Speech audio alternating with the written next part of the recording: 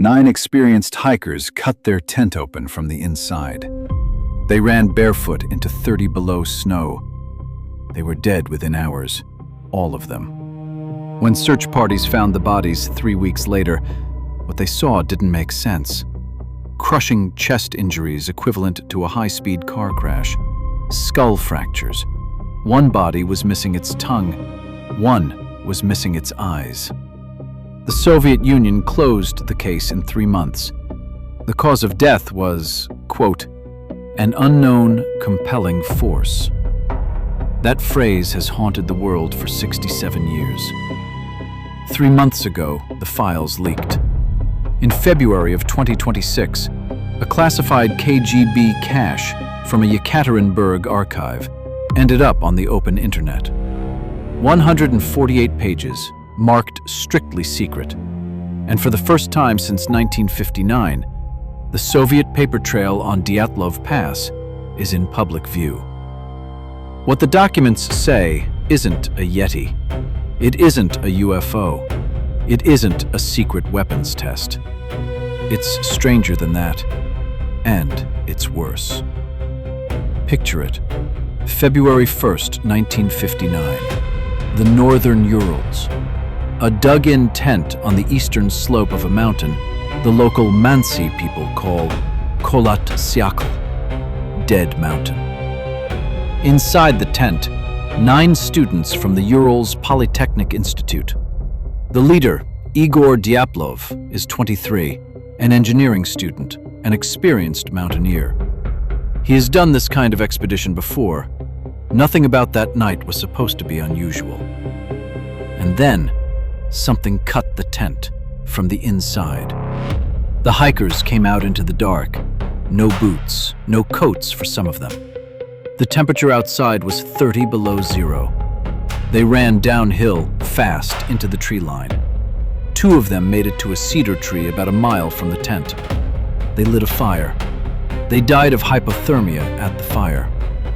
3 more tried to go back up the slope toward the tent. They froze on the path, mid-stride, where they fell. The last 4, including a young woman named Lyudmila Dubinina, ended up in a snow ravine some distance further away. Their bodies weren't found until May. They had injuries no fall could have caused, like they had been run over by a car. Lyudmila's tongue and eyes were gone, and nobody in 1959 could explain why. The investigation closed after 3 months. Verdict: unknown compelling force. The case was sealed.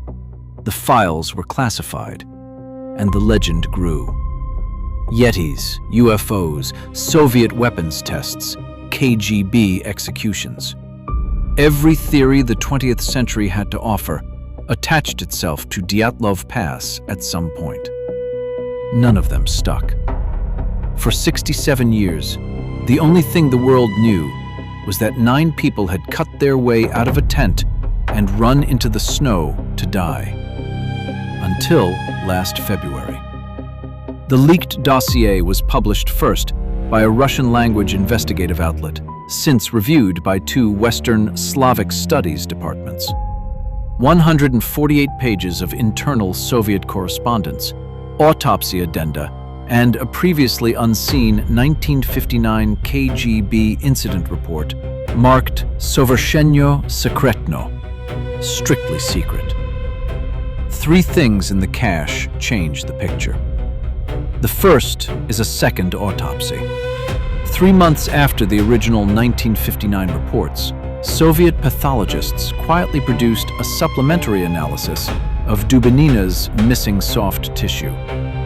Their conclusion, never made public, was that the loss was consistent with post-mortem scavenging in running water, not mutilation, decomposition. The bodies in the ravine had spent weeks under snow and meltwater. Animals and erosion did the rest. The pathologists knew. They didn't tell anyone. The second is radiation. Trace beta activity was found on the clothing of 2 of the hikers, Krivanashenko and Kolevatov. For 60 years, That radiation fed every secret weapons test theory the case attracted. The leaked files show the Soviet investigators knew in 1959 exactly where the radiation came from. Both men worked at Mayak. Mayak is the nuclear facility responsible for the 1957 Pishtim disaster, one of the worst nuclear accidents in human history. Kept secret by the Soviet Union for 33 years. The radiation on those hikers' clothing was occupational contamination. They brought it with them from their day jobs. The investigators knew. They left it out of the public file. The third is the strangest. It's a memo, dated 1960, from the Ural military district. It requests a meteorological review of Kholat Syakhl, and it asks one specific question: whether the mountain's leeward slope could generate, quote, acoustic pressure capable of inducing panic response in humans. What the Soviet military was asking about in 1960, in a country that did not yet have the term, is what we now call infrasound. A low-frequency vibration produced by certain wind patterns, the kind that, in the right conditions, makes you feel that something is in the room with you, that you are being watched, that you need to leave. The answer the military got was redacted until February of 2026. It is one word: possibly. Under the conditions of the 1st and 2nd of February 1959, read together, the three findings line up almost perfectly with the best peer-reviewed hypothesis on Dyatlov Pass.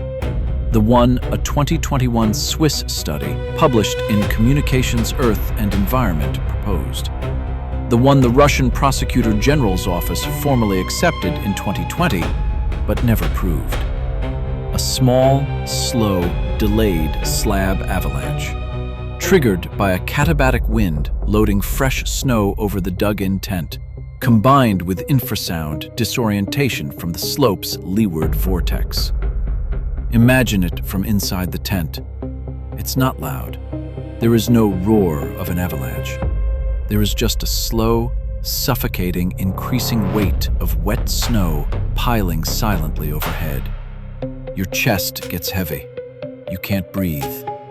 Your hearing fills with a low hum you cannot place.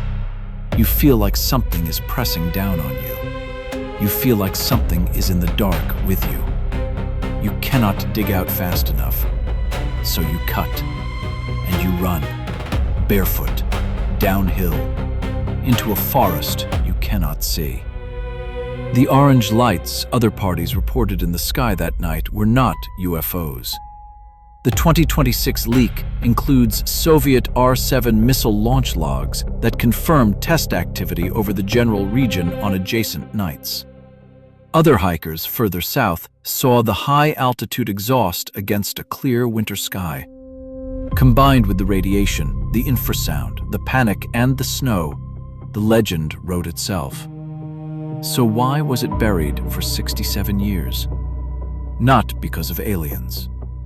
Admitting that two Mayak-contaminated nuclear workers had been allowed onto a civilian student hiking expedition would have exposed the Ural's Polytechnic Institute.